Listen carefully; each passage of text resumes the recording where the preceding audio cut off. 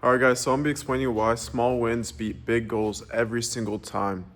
And so when you set out a goal, and I'm not shaming setting out a goal or anything like that, but when you set one out, especially a big goal, let's say you're 260 pounds and you want to get down to 200. And so that goal that you're looking at just seems so far away, right? It just seems miles and miles away. This outcome is in your head, and then it gets to the point where it's so discouraging that you don't even want to start because you're all the way over here, right? You're at ground zero compared to this huge goal that you have. And so what you need to do to get out of this like paralyzed mental state that I know you are most likely in or have been in, something I've struggled with as well, is where physically you're doing fine, but mentally you feel a bit like you can't move. You're just overwhelmed with all this doubt and discouraged, feeling.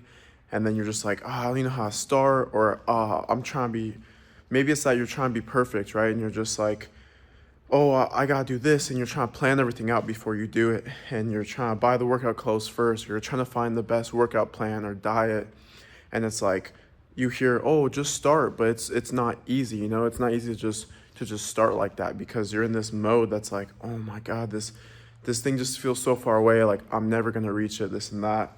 And that's when all those, limiting beliefs start to creep up on you. And so to get out of all of this, sorry, there's flies in here, but to get out of this is you have to start stacking small wins.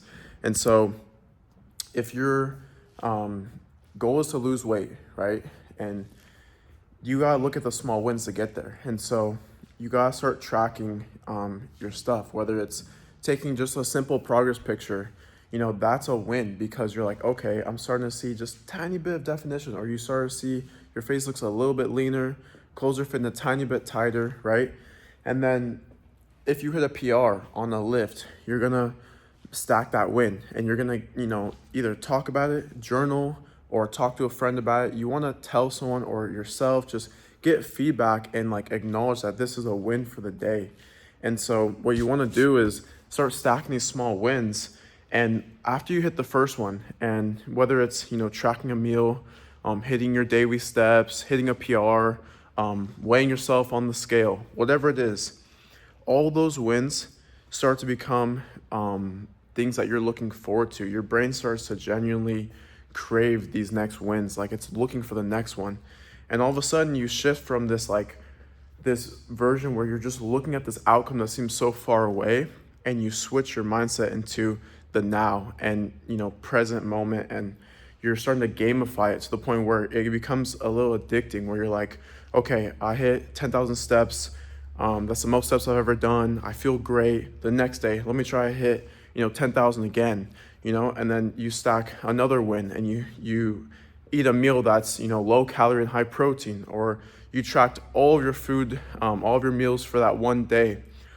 All these wins keep compounding, and it's just like this whole thing changes for you, and you shift from this like, oh God, how could I even get to this outcome, to really enjoying the process. And that's what it means when people say, oh, just enjoy the process. It's very easy to say that when you're in shape, to someone who's out of shape. But when you're out of shape, you don't want to just hear, oh, enjoy the process. You want to know how.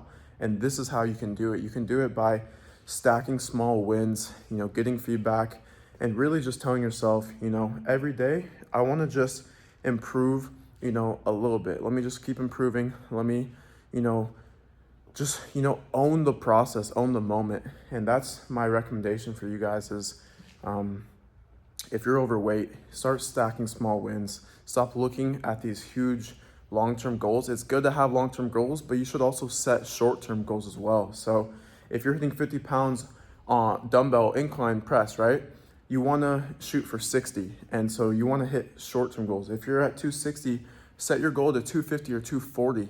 Have these long-term goals that you have, right? Maybe you want to hit a 100-pound dumbbell incline press, but don't set these goals that are a year out or months out. You want to set these short goals that you can reach, and then you're going to, build that momentum, and you're going to feed off of that momentum. So that's it for today's video. If you guys want to know more about my coaching, then check my Facebook or my Instagram. I have all my results and tips and everything on